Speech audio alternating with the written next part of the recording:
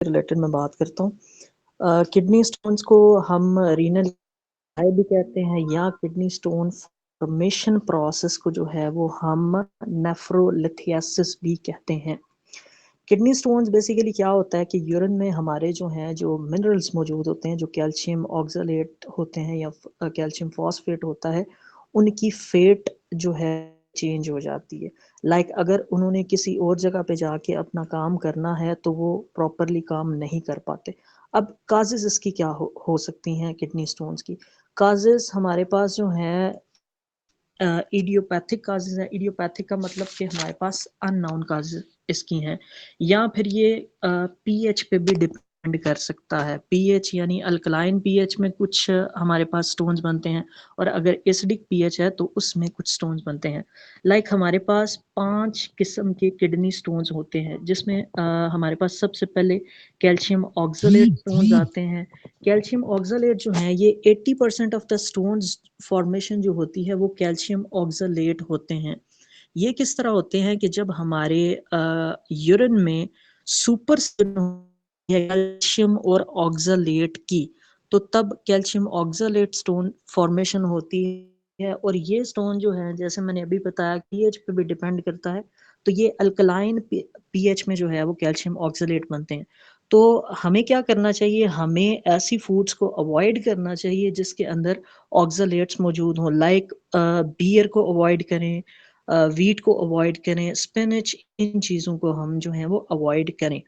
उसके बाद second type जो है वो हमारे पास कैल्शियम फॉस्फेट स्टोन्स आते हैं।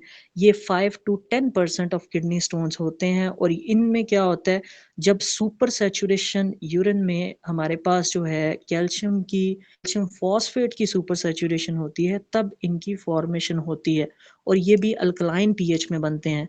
इनको अवॉइड करने के लिए हमें ऐसी डाइट्स को अवॉइड करना चाहिए जिसमें कैल्शियम जो है वो हाई होता है, मिल्क और दूसरी डेयरी प्रोडक्ट्स जो हैं उनको अवॉइड करें इसकी कंडीशन में। उसके बाद हमारे पास तीसरे नंबर पर स्ट्रूवाइट स्टोन्स आते हैं। स्ट्रूवाइट स्टोन्स कब बनते हैं? जब हमें कोई इन्फेक्शन होता है, जब हमारे यूरिन में बैक्टीरिया यूरिया स्प्लिटिंग बैक्टीरियाज आ जाते हैं, प्रोटियस हो गया, सुडोमोनास हो गया, क्लबसेला हो गया। तो जो यूरिया स्प्लिटिंग बैक्टीरिया जब हमारे यूरिन में आ जाते हैं, तो तब ये स्ट्रूवाइट स्टोन जो है फॉर्मेशन हमारी यूरिन में होती है। ये किडनी स्टोन्स कहीं भी हो सकते हैं, यूरेटर में हो सकते हैं, ब्लैडर में हो सकते हैं, किडनी में हो सकते हैं, यूरेथ्रा में हो सकते हैं। चौथे नंबर पे हमारे पास आते हैं सिस्टिक स्टोन। सिस्टिक स्टोन जो हैं, जब सिस्टाइन क्रिस्टल फॉर्मेशन होती है हमारे यूरिन में, तो तब जो है वो सिस्टिक स्टोन्स हमारे बनते हैं। और ये जो सिस्टिक स्टोन है ये एसिडिक पीएच जब यूरिन की हो जाती है तब बनते हैं। इसके लिए हमें क्या करना चाहिए? हमें सिस्टाइन के सोर्स को जो है वो अवॉइड करना चाहिए, जिसमें मीट में सिस्टाइन प्रेजेंट होती है, एग हो गया, चीज हो गई, मिल्क हो गया। उसके बाद यूरिक एसिड स्टोन्स हैं, और ये कब बनते हैं? जब हम ज्यादा डाइटरी प्यूरिन्स लेते हैं, तब जो है उसकी सुपर सैचुरेशन की वजह से ये हो सकता है। और ये भी एसिडिक यूरिन में प्रेजेंट होते हैं, और इसमें हमें प्यूरिन्स के सोर्स को अवॉइड करना चाहिए, जिसमें वीट्स, ग्रेन्स और हमारे पास जो है वो नट्स वगैरह आते हैं। सिम्टम्स की बात करें तो सिम्टम्स में हमारे पास सवियर पेन होती है बैक साइड पे और साइडों पे। जैसे हम पंजाबी में जिस चीज को हम लोग वक्की बोलते हैं, ठीक है, तो दोनों साइड पे जो इली क्रस्ट वाला रीजन है वहां पर पेन होती है, बिलो द रिब्स होती है। उसके बाद जो ग्रॉइन रीजन है, ग्रॉइन रीजन ये जो हमारा थाई और एब्डोमेन के बीच वाला रीजन होता है ना, यहाँ पर हमें पेन महसूस होगी बहुत ज्यादा, जो कि स्प्रेड होती जाएगी। और उसके साथ साथ जो है वो हमें क्लाउडी और स्मेली यूरिन होगा, एंड साथ में वॉमिटिंग और फियर और चिल्स वगैरह जो है वो इसमें हमें फील हो सकता।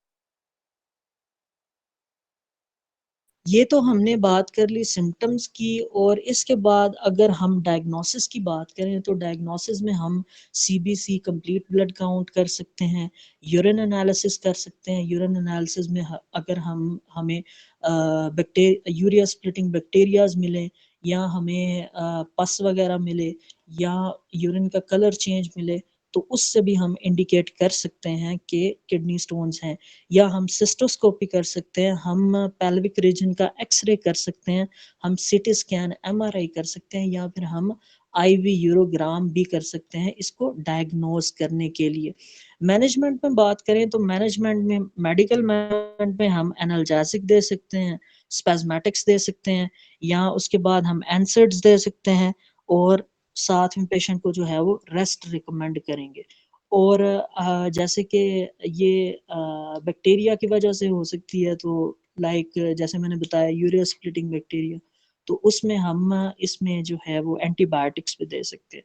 और अगर सर्जिकल मैनेजमेंट की बात करें तो या इसमें क्लोज प्रोसीजर सर्जरी करेंगे, या फिर हम इसमें एक्स्ट्रा शॉक वेव लिथोट्रिप्सी इस्तेमाल करेंगे इसको ट्रीट करने के लिए। तो ये एक थोड़ा-सा ओवरव्यू था किडनी स्टोन्स के रिलेटेड, रीनल कैल्कुलाई या नेफ्रोलिथियासिस के रिलेटेड। Thank you.